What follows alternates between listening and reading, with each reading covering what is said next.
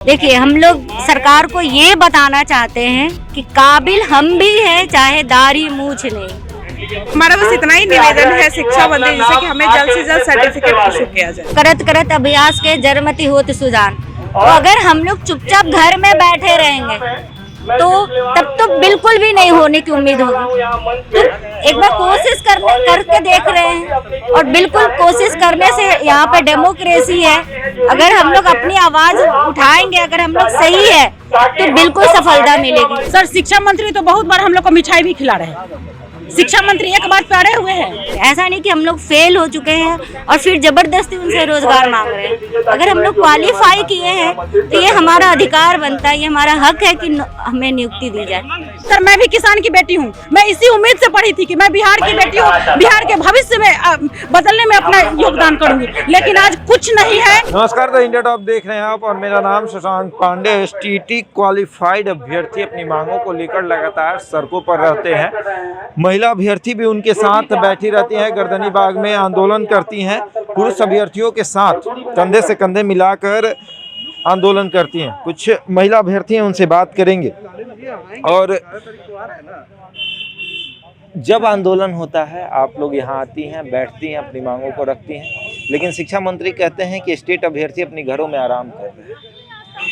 यह शिक्षा मंत्री जो विजय चौधरी जी हैं हमारे, उनको शायद पता नहीं है। मतलब वो देखते ही होंगे, ऐसा थोड़ी है कि उनको पता नहीं होगा कि तो ये नहीं कहते कि आप लोग अब वो या तो इस चीज़ को इग्नोर कर रहे हैं, जो मतलब कहते हैं ना, देख के इग्नोर करना, वो वाली बात है। जब सब इतने सारे छात्र यहाँ रास्ते पे हैं, रोड पे हैं, तो अपनी मांग को लेकर के ही हैं, तो उनको ये समझना चाहिए, उनको ये इस बात को इग्नोर नहीं करना चाहिए कि हम मतलब जो जितने भी स्टेट क्वालिफाइड है उनको जल्द से जल्द सर्टिफिकेट इशू करके और उनकी ज्वाइनिंग मतलब जो भी होती है आगे की प्रक्रिया प्रोसेस को पूरा किया जाए।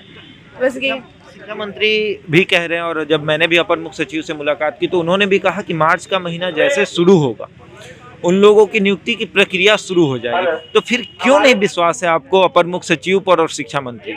सर, अगर देखा जाए बातों की तो सर उन्होंने तो 12 मार्च को भी जब हमारा रिजल्ट इशू हुआ था तो उन्होंने यही कहा था कि सबकी नियुक्ति पक्की होगी। ठीक है, उसके बाद 21 जून को मतलब जो कि फिर उसके बाद तो ये मतलब जैसा शिक्षा मंत्री ने कहा कि ये अर्थहीन है, ऐसा कुछ नहीं है। तो शिक्षा मंत्री से यही है कि ठीक है, आप जो भी आपके प्रोसेस है वो आप पूरा करेंगे, लेकिन जब हम क्वालिफाइड है तो हमें सर्टिफिकेट अभी तक इशू क्यों नहीं किया गया है? 1 साल होने को है, अभी तक तो सर्टिफिकेट इशू हो जाना चाहिए था। तो हमारा बस इतना ही निवेदन है शिक्षा मंत्री जी से कि हमें जल्द से जल्द सर्टिफिकेट इशू किया जाए। क्योंकि आज एक नया ग्रुप बनने वाला है, जितने पुराने ग्रुप है उसे निरस्त आप कहाँ से आई हैं? और आज एक नया मैं हाजीपुर से आई। हाजीपुर से। आप लोग लगातार आती हैं, आंदोलन करती हैं। आपको क्या लगता है कि आज आंदोलन में बैठने से मांग पूरी कर दी जाएगी? आज बैठने से, सिर्फ आज बैठने से नहीं होगा, लेकिन आपने भी सुना होगा करत करत अभ्यास के जरमती होत सुजान। तो अगर हम लोग चुपचाप घर में बैठे रहेंगे तो तब तो बिल्कुल भी नहीं होने की उम्मीद होगी। तो एक बार कोशिश करके देख रहे हैं और बिल्कुल कोशिश करने से यहाँ पे डेमोक्रेसी है। अगर हम लोग अपनी आवाज उठाएंगे, अगर हम लोग सही है तो बिल्कुल सफलता मिलेगी। इसलिए हम लोग बार बार आते हैं और अपनी मांग सरकार तक पहुँचाते हैं। आप लोगों के छोटे छोटे बच्चे होंगे, उसको घर पे छोड़कर आना और यहाँ पर आंदोलन करना, क्या लगता है कि मतलब आपके ऊपर जिम्मेदारी बहुत है, उस जिम्मेदारी को छोड़कर फिर एक नई जिम्मेदारी उठाना मतलब कितना तकलीफ होता है? क्योंकि ये भी जिम्मेदारी ही है, नौकरी लेना। जी बिल्कुल। और एक जिम्मेदारी घर पे भी है। देखिए, हम लोग सरकार को ये बताना चाहते हैं कि काबिल हम भी हैं, चाहे दाढ़ी मूछ नहीं। अगर घर की जिम्मेवारी हम पूरी तरीके से निभा रहे हैं और घर से बाहर निकलकर जॉब करना चाहते हैं, करते भी हैं, प्राइवेट स्कूल में जॉब करते हैं, तो हम दोनों जिम्मेवारी को सही सफलतापूर्वक निभा सकते हैं। तो अगर हम लोगों ने एग्ज़ाम क्वालिफाई किया है, पास किया है, तो फिर सरकार को नौकरी तो देनी ही चाहिए। इसलिए हम लोग अपनी जो उचित मांग है उसको लेकर सरकार के पास आ रहे हैं। ऐसा नहीं कि हम लोग फेल हो चुके हैं और फिर जबरदस्ती उनसे रोजगार मांग रहे हैं। अगर हम लोग क्वालिफाई किए हैं तो ये हमारा अधिकार बनता है, ये हमारा हक है कि हमें नियुक्ति दी जाए। मैम, शिक्षा मंत्री जी ने जब ये बात कह दिया कि मार्च में आप लोगों की नियुक्ति की प्रक्रिया शुरू हो जाएगी, फिर आंदोलन सर शिक्षा मंत्री तो बहुत बार हम लोग को मिठाई भी खिला रहे हैं। शिक्षा मंत्री एक बात पे अड़े हुए हैं, हम जनप्रतिनिधि के बातों पे और विश्वास करने लायक नहीं है। वो शिक्षा मंत्री है, अपने ओहदा को शायद भूल चुके हैं, अपनी गरिमा को खत्म कर चुके हैं। 12 मार्च को उनका आवाज अब हमें क्यों फेज वाइज डाला जा रहा है? ये दुखद समय है। हमारा स्कूल खाली है सर, हमारे बच्चे बिना स्कूल, एक ये सर साइकिल चलता है, हर एक साल बच्चे पास कर रहे हैं और स्कूल में टीचर है नहीं। क्या वो बच्चे पास करके पास करेंगे? ये भी तय है, वो बच्चे पास करके क्या क्वालिटी एजुकेटेड हो पाया उनका? वो इंडिया के किसी कोने में जाएंगे और वो टैग मिल गया उनपे कि वो बिना टीचर के पढ़े हुए बच्चे हैं सर। एक्चुअली सरकार की कथनी और करनी दोनों में काफी अंतर दिख रहा है, इसलिए बार बार हम लोगों को आंदोलन करना पड़ रहा है, इसलिए बार बार हम लोग मिलते हैं और सिर्फ कोरी आश्वासन मिलती है, रिजल्ट कुछ भी नहीं दिख रहा है। तो कथनी और करने में अंतर है, इसलिए हम लोग यहाँ पर आते हैं। आमंत्रित करना चाहूंगा। आपने कहा कि हर साल बच्चे पास होते हैं, हर साल टीचर भी रिटायर होते हैं। हाँ सर, हर साल टीचर रिटायर। सरकार से आपकी जो मुख्यमंत्री का एक बयान आता है कि जो भी शिक्षक का पद खाली है जल्द से जल्द उस पद को भरा जाए। तो और एक तरफ से मुख्यमंत्री ये कहते हैं कि पद को भरा जाए और दूसरी तरफ शिक्षा मंत्री ये देखते भी नहीं कि स्टेट अभ्यर्थी सड़कों पर आंदोलन कर रहे हैं। सर वो क्या कहेंगे? वो पब्लिक को बरगला रहे हैं। उनका कहना है पब्लिक है, उनके शिक्षा मंत्री की बातों को सुनता है।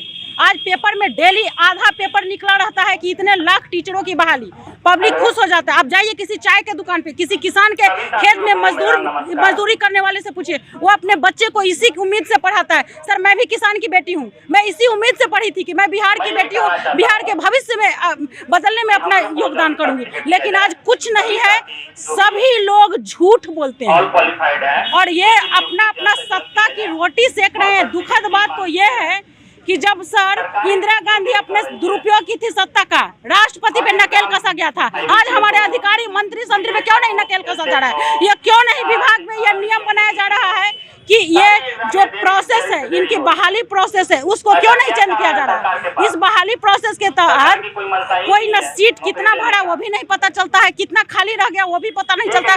ट्रांसपेरेंसी क्यों नहीं है सर? जब आरटीआई नहीं था तब ट्रांसपेरेंसी था सर। आज आरटीआई होने के बाद भी हम लोग को अंधेरे में झोंका जा रहा है सर। हम इस बात से हम ही नहीं, हमारे पूरे स्टेट अभ्यर्थी बहुत दुखी हैं सर। और हम बिहार को बदलने में, बिहार के भविष्य को बदलने में कहीं न कहीं हम योगदान न दे करके, हम एक हमारी बेटी है सर, उसके भविष्य के साथ हम खिलवाड़ करते हैं सर। हम घर में उसको अकेले छोड़ के आते हैं, यह दुखद बात है।